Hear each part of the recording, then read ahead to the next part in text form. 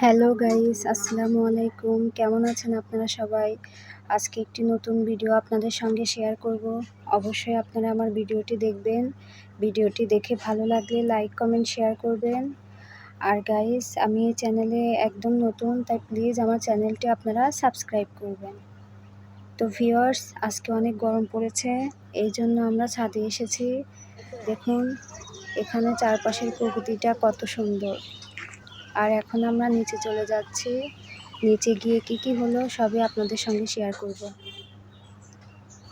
তো ভিউয়ার্স, এখন আমি আমার ভাবির ঘরে চলে এসেছি। দেখুন আমার ভাবির ঘরে অনেক জিনিস রয়েছে। আর এদিকে আমার ছোট বোন আর ভাতিজি খেলা করছে। কি করছো তুমি এখানে? তুমি কি খাচ্ছ? বিস্কুট খাচ্ছ? তুমি কি খাচ্ছ? আয়শা, তুমি কি করছো এখানে?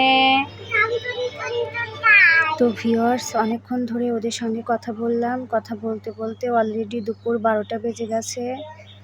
তো চলুন আজকে দুপুরে আমার আম্মু কি রান্না করছে আপনাদের সঙ্গে শেয়ার করব।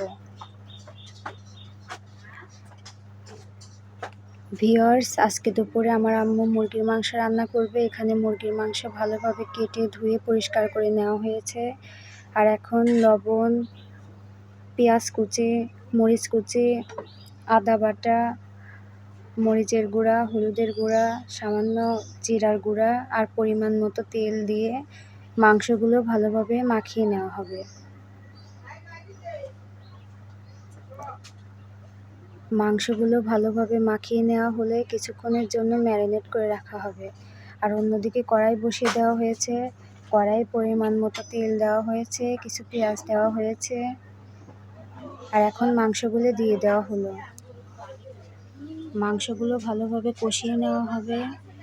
মাংসগুলো কষানোর জন্য ঢাকনা দিয়ে ঢেকে দেওয়া হলো। দেখুন গাইস, মাংসের কালারটা কতটা সুন্দর এসেছে। এভাবে অনেকক্ষণ ধরে মাংসগুলো কষিয়ে নেওয়া হবে।